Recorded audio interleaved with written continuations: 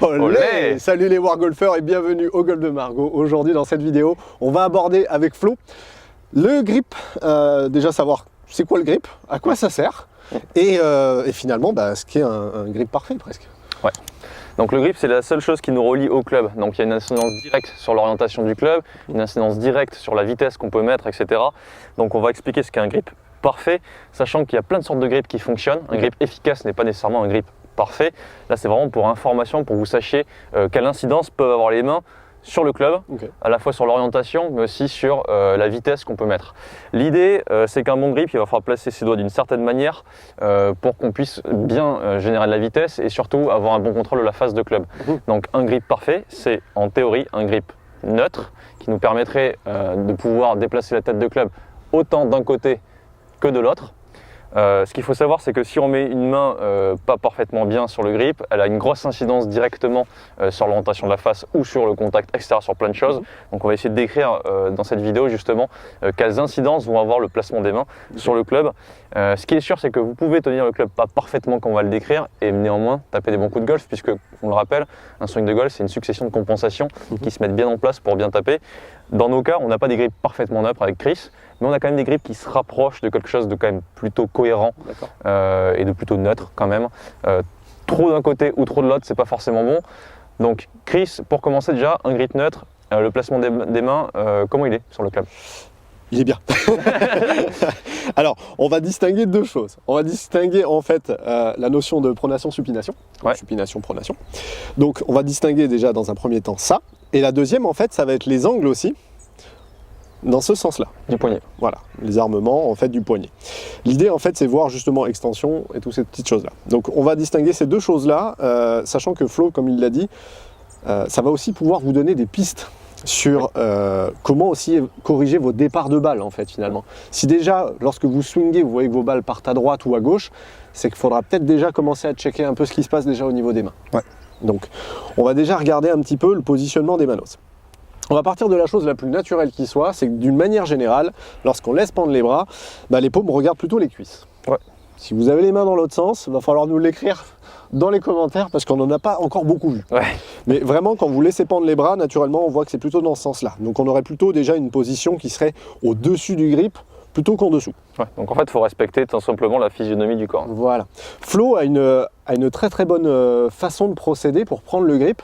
Il le prend toujours à mi-hauteur déjà. Oui. Donc ça c'est un premier point. Est-ce que tu nous expliquer pourquoi en fait déjà?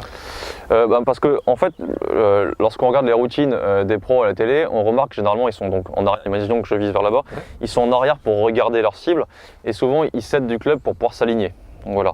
Et généralement, ils commencent déjà à mettre leurs mains sur le grip alors qu'ils tiennent le club de cette manière-là. Pourquoi? Parce que lorsque je positionne ma main directement ici, donc pour un plan plus proche pour que vous puissiez comprendre, lorsque je positionne ma main ici, directement, je commence déjà à créer l'angle avec le poignet qu'on va rechercher. Quand tu le places de cette manière, c'est ça. En gros, tu es ici, ce qui fait que tu vas déjà placer en fait le club avec un certain armement. Je pose tout simplement ma main sur le grip. Ok, voilà. Donc par-dessus. Alors que si j'étais ici, l'erreur classique, c'est que lorsqu'on pose le club ici, qu'on vient mettre la main, souvent on va le mettre avec un poignet qui va être un peu bombé ou plat. Et là déjà dès le début, là je sens que ça tire un peu dans le doigt, je commence déjà pas à faire un truc très naturel. Tu es ultra limité là du coup. Oui, déjà en extension là. Ouais, je suis déjà en extension. Alors que le but d'avoir un grip justement en le tenant comme ça, c'est qu'une fois posé sur le sol, j'ai le bras relâché et j'ai de la marge pour aller chercher plus bas. Si on te mettait sur une chaise, tu pourrais descendre le club plus bas. Exactement, ce qui va permettre de chercher un peu plus le sol et donc le fameux contact ball terre. Ok. Ça c'est bien ça. Donc on va essayer de déjà commencer par la main gauche. Avec Chris, et on peut les sa main gauche? On peut les dissocier. On va vous dissocier les mains de façon à ce que vous puissiez parler ça. Alors là on part pour un droitier, c'est l'inverse pour un gaucher. D'accord. On va parler donc si je joue en droitier. Main avant, main arrière. Okay. Donc main avant c'est celle du côté de la cible où il y a le gant généralement et main arrière donc c'est celle qui est l'autre. C'est vrai, je ne savais pas. Donc main gauche pour les droitiers, main avant, pardon. Main avant, comment on la positionne Chris? Quel point de repère on peut avoir? Alors, au niveau des points de repère, je vais enlever le gant de façon à ce que vous puissiez le faire à la maison et que ça vous donne déjà des petits points de repère. Hop là. Au niveau de la main, on va déjà observer plusieurs choses. Déjà, à quoi elle sert la main gauche? Elle sert à tenir fort le club, c'est ça qui est la préhension, puisque sinon elle n'aurait pas de gants. Ok, exact. Donc ça c'est très important, elle va permettre de stabiliser le club, effectivement. Les points de repère qu'on peut avoir, déjà dans un premier temps, si on regarde, lorsqu'on tient le grip et qu'on ouvre la main, on peut distinguer que le club est nettement plus dans les doigts que dans la paume. Oui. Alors pourquoi on va le mettre dans les doigts et pas dans la paume? Le premier réflexe que l'on a, si je prends un enfant par exemple, un bébé, ou un enfant qui a 3-4 ans, et qu'on lui demande par exemple de dessiner, vous l'avez déjà sûrement vu, c'est je prends pleine paume, parce que je sécurise le truc, parce que j'ai pas encore suffisamment toutes les habilités possibles et imaginables, je sécurise et je badigeonne. Ouais. Donc toutes les personnes qui vont tenir le club de cette manière-là, c'est soit que vos grips sont beaucoup trop petits, Oui. auquel cas là, le point de repère il n'est pas très compliqué, vos doigts ils vont se mettre sous la paume, donc ça c'est un problème. Ouais. Ou alors, qu'on ne vous a pas encore expliqué. Ouais. Donc les points de repère, on va vous les donner. Donc la main avant, si on doit imaginer les petites choses, donc on a la paume de main, les doigts, et ensuite on va même diviser les parties des doigts. Avec les Alors phalanges. est-ce que d'ailleurs vous les connaissez un petit peu tous, ces petits trucs-là? Les doigts phalanges. ou les phalanges? Alors on a les têtes de phalanges. Ouais. Ensuite on a les phalanges, donc qui sont les premières lignes que l'on voit ici. Les phalangines qui sont in, elles sont au milieu entre les deux. Et jette. Pourquoi jette? Parce qu'on prend les comptes d'année, on les jette. Comme ça je suis sûr que vous en souviendrez de celle-là. Donc phalangette. Donc l'objectif en fait pour nous ça va être de placer le club non pas totalement dans les doigts. Enfin si, il sera pratiquement totalement dans les doigts, mais il ne sera pas droit dans les doigts. Il va être légèrement en biais. Pour quelle raison? Parce que justement, l'angle du poignet. Exact. Et regardez, quand vous positionnez le club de cette manière, si je laisse pendre ma main, d'après vous, comment il va se positionner le club? Légèrement en biais. En Et biais. si on regarde bien et que je le place donc en partant de là sur la base des doigts, donc vous voyez au niveau du petit doigt, en fait, je la place juste avant la paume. Donc juste dans les doigts, ici. On fera un gros plan. Ouais. Et ensuite, je vais resserrer les doigts, ce qui fait qu'on va se retrouver avec un club qui va être au niveau de la base du petit doigt et sur la phalangine de l'index. Pour vérifier ça, une fois qu'on a pris son grip avec la main gauche, ce qu'on peut faire, Chris, Vas-y. c'est tout simplement tenir le club comme ça et voir s'il tient, si on relâche tous les doigts, sauf l'index. Ah, Voilà. donc il est exactement calé là, on le voit de cette voilà. manière. Donc il est entre la partie charnue de la main et l'index. Ce qui explique justement ce fameux angle. Si on le prenait directement dans les doigts, qu'on referme la main, voilà, du coup au niveau du poignet ça fait un angle qui n'est pas forcément bon.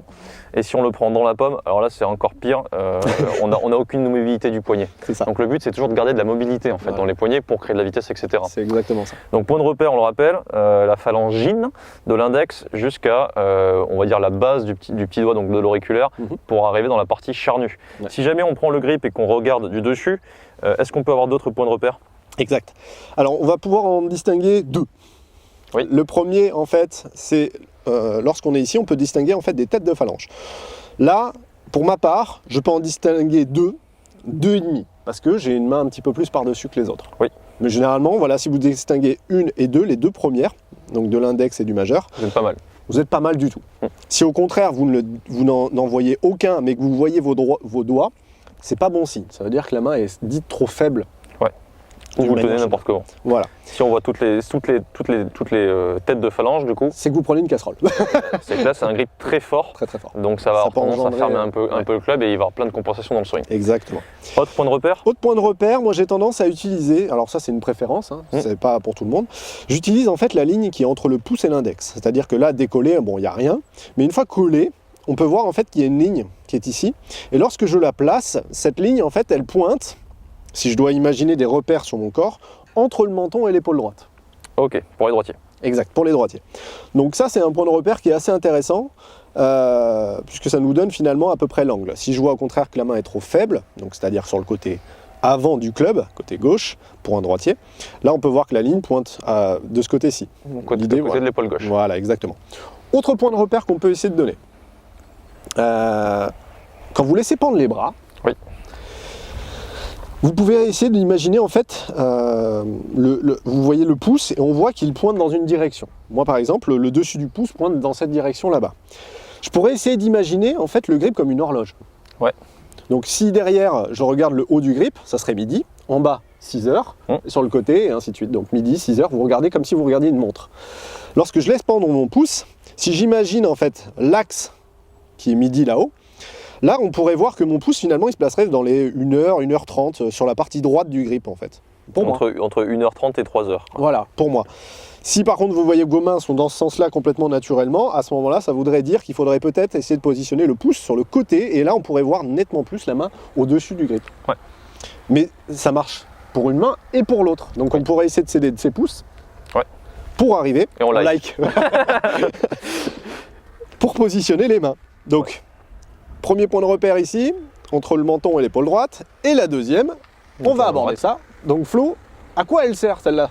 Alors la main droite, vu qu'on a dit que la main gauche c'était pour la préhension, étant donné que c'est celle qui a le gant, main gauche, main avant, donc main gauche pour les droitiers, la main droite elle va venir ici pour pouvoir créer l'armement et pour créer de la vitesse tout simplement, pour pouvoir fouetter la balle, c'est celle avec laquelle on lance des objets, par exemple des cailloux ou n'importe quoi, c'est celle qui crée de la vitesse et le mouvement de lancer. Voilà. Donc c'est la main gauche maîtrise, la main droite lance. Main droite Chris, comment on la positionne, puisqu'on a vu qu'il y avait pas mal de points de repère pour la main gauche, la main droite il y en a aussi quelques-uns. Alors, partons du principe que la main gauche maintenant est bien placée, ça va être beaucoup plus facile de placer la main droite. Je récupère ce que tu as dit au début pour pouvoir appuyer dessus. Faites attention à la grosseur de vos grippes en fonction de la taille de vos mains. Si le grip n'est pas à la bonne taille, vous risquez, quoi qu'il arrive, d'avoir un mauvais grip. Donc faites vérifier la grosseur de vos grippes. Généralement, les grips standards, notamment chez les hommes, sont souvent trop fins. Voilà. Main droite. Donc la main droite, on vient de dire qu'on venait la placer sur la main gauche. Est-ce que tu as des points de repère? Oh que oui. Sachant que si vous êtes droitier ou si vous êtes gaucher, c'est la main où vous avez le plus d'habilité. Oui. Théorique. Ok. Donc si vous êtes gaucher et que vous jouez en droitier, ça, c'est encore autre chose, il faudra l'adapter. Ouais. Ok. Déjà, le premier truc, dites-le nous d'ailleurs en commentaire si vous êtes plutôt, si vous êtes gaucher et que vous jouez en droitier, ou inversement. Ouais, c'est de moins en moins le cas, mais ça arrive et ça peut engendrer des petites différences dans le swing et dans le grip. Ce que j'ai tendance à dire, c'est de me dire, si ma main est celle que je connais le plus, alors c'est celle où il y a le plus de proprioception, c'est celle qui va me permettre, on va dire, pour moi, de mieux le diriger. Ouais. J'imagine quand je place ma main, je la place pas de manière anodine, vous allez voir. Je la place de façon à ce que le club tienne parfaitement et absorbe, enfin la main se place exactement comme est la face de club en fait. Ouais. Donc mon point de repère en fait, quand je place la main sur le grip, je fais en sorte de placer ma main. Vous voyez déjà, quand je tiens la tête de club fermement, je sais où elle est dirigée, à droite, à gauche, en bas, en haut. Et le fait de la placer de cette manière, c'est si je viens simplement ouvrir, vous voyez les doigts, elle me donne une position clé. Ouais. Cette position clé, en fait, c'est ma main est droite, le pouce pour le moment, à l'heure actuelle, quand je viens le coller, on voit qu'il regarde par là-bas. Et il y a un truc qui est intéressant, c'est que au golf, je ne sais pas si tu l'as remarqué, mais pour les débutants, on voit très très souvent des mains en dessous du club. Oui, ils le prennent directement comme ça pour le saisir fortement, un peu comme l'idée que tu as montré au début du gamin qui gribouille. Quoi. Exactement. Or, on est d'accord que le lancer du club, entre guillemets, on est censé passer sous la balle. Oui. Donc, si on imagine la fête foraine, vous savez, le gros marteau là où on tape dessus. Faut taper vers le sol. Ouais. J'ai rarement vu des gens prendre le marteau comme ça. Pour taper comme ça. Pour taper vers le bas. Ouais. Ça paraît pas logique. Pourtant, au golf, parce qu'on veut envoyer le club vers le ciel. C'est la volonté de vouloir lever la balle généralement. Exactement. Donc ça, c'est une des erreurs que l'on voit assez régulièrement. Donc attention à la position de la main droite, ça peut être aussi une des erreurs que l'on voit au niveau des contacts. Donc nous, on ne veut pas un lancer à l'horizontale, on ne veut pas un lancer vers le ciel, on veut un lancer vers le sol. Oui. Donc le point de repère que je peux vous donner, c'est qu'à l'heure actuelle, quand vous calez le pouce, là, le pouce, il regarde là-bas. Ce que je fais, c'est que je le redresse de façon à ce que l'ongle du pouce soit là, vertical. Et on se voit qu'en faisant ça, je crée un angle vers le bas. Oui, ce qui va nous aider justement à aller chercher le sol. Exact.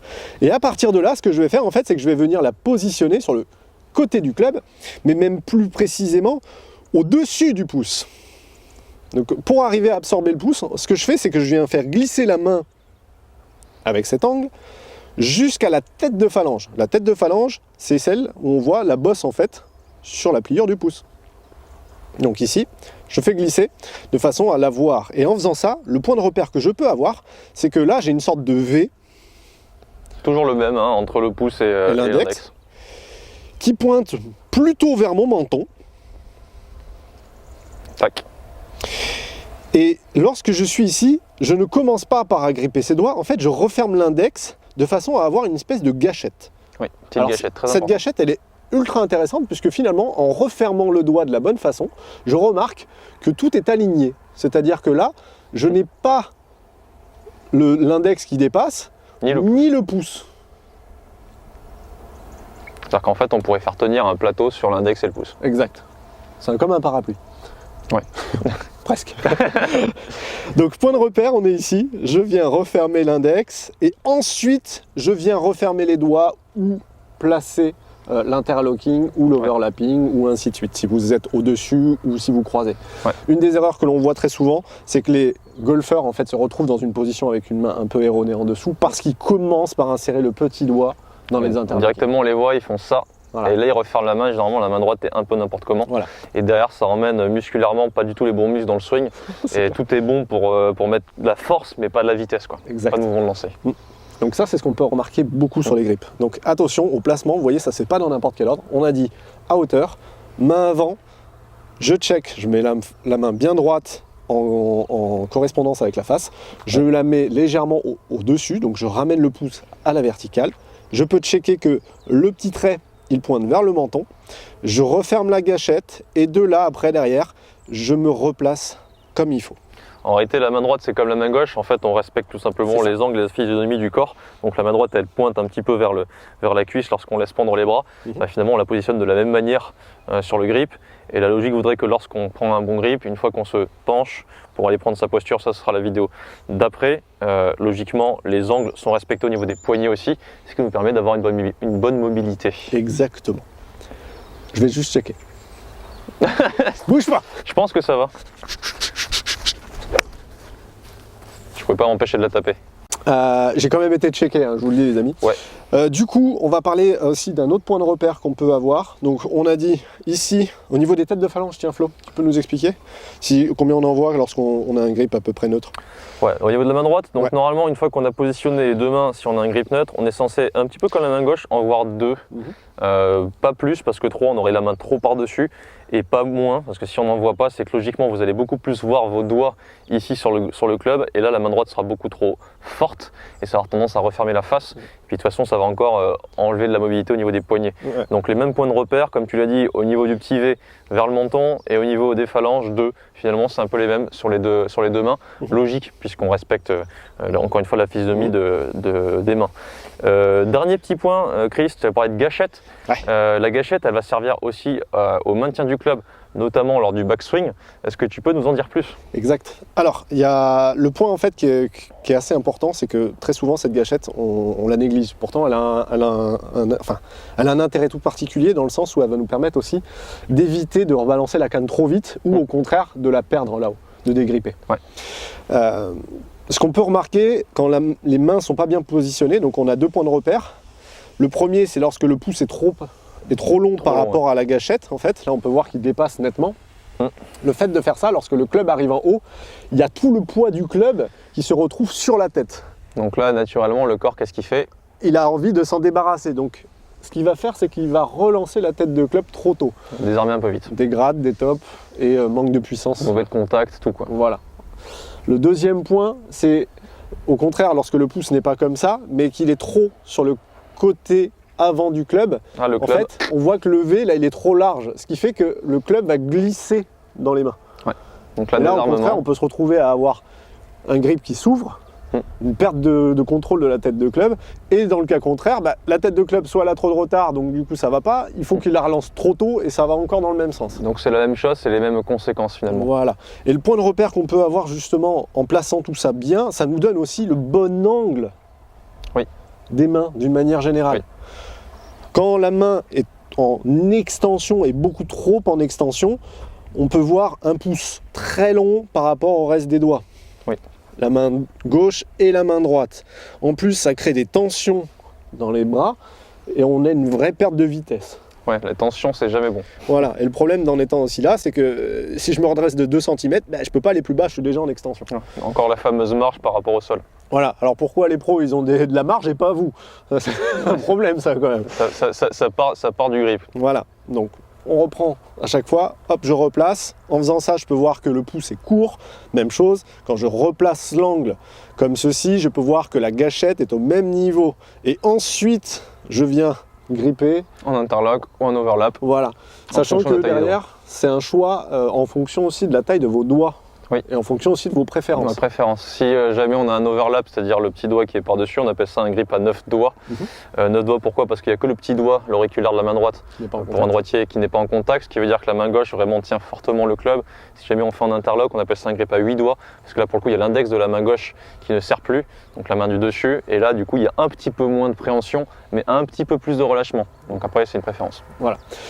Après, on peut aussi donner une petite astuce. Généralement, les personnes qui ont des petits doigts, privilégier peut-être l'interlocking. Ouais. Et ceux qui ont des grandes mains, l'overlapping pour avoir une sensation de mieux tenir le club. Ouais. Voilà. C'est des petites astuces toutes bêtes. Généralement les femmes sont plutôt en interlock. Voilà, et les hommes plutôt en overlap. Mais Généralement. après, ça dépend. On a un Ouais. contre-exemple qui est assez connu quand même, qui s'appelle, Tiger Woods. qui est en interlocking, qui a Ouais. commencé comme ça et qui l'a toujours gardé. Après, encore une fois, c'est pour ça qu'on vous dit, il n'y a pas de grip parfait, hormis le fait de comprendre, je pense, déjà en conclusion d'une manière générale, que si vous êtes plutôt du côté arrière, vous aurez une tendance à refermer la face. Si vous êtes au contraire du côté avant, vous aurez plutôt tendance à réouvrir la face. Ouais. Donc, Alors, voilà. petite anecdote, si les pros ont la plupart du temps, vous le voyez, des grips assez forts, c'est pour permettre, en fait, c'est parce qu'ils ont un swing avec beaucoup de corps. Si vous avez un grip fort, c'est pas mal, c'est pas mal en soi. Grip faible, c'est compliqué. Grip faible, c'est compliqué. Grip fort, c'est pas mal en soi. Par contre, il va falloir mettre beaucoup d'énergie dans ton swing et de rotation en zone d'impact pour réussir à rétablir la phase de club pour pas qu'elle se referme. Généralement, les amateurs ont plutôt un souci d'engagement dans le corps. Donc, un grip fort, qu'est-ce qui se passe? Souvent, c'est soit ils désarment vite parce qu'ils placent pas bien comme il faut, donc ça fait des balles mal contactées, soit au contraire, ça referme vite la face et du coup, ils savent plus trop comment contrôler cette face. Donc, grip fort, pourquoi pas, mais seulement si vous mettez beaucoup de corps. Sinon, grip neutre, comme ça, au moins tout le monde est content. Ok. Bon, bah là, je crois qu'on a fait le tour. Hein. Ouais, c'était complet. Ouais. Dites-nous en commentaire si vous n'avez pas tout compris, on pourra peut-être vous réexpliquer. Je pense que ça a été assez clair, donc merci Chris Merci à toi. pour toutes ces Merci à vous. explications. Avec les gros plans, ça va être encore plus clair. On vous remercie d'avoir suivi cette vidéo. N'hésitez pas à la liker, à vous abonner à la chaîne YouTube, à télécharger l'application War of Golf dans laquelle vous pourrez trouver d'autres vidéos et puis aussi pour vous amuser. Partagez cette vidéo à vos amis pour ceux qui n'ont pas un bon grip. Entraînez-vous à la maison. Et on se dit à très vite pour la prochaine vidéo qui sera sur la posture parfaite. Voilà. Yes. A plus Chris. À plus tard. Ciao, ciao À tout le plus. monde.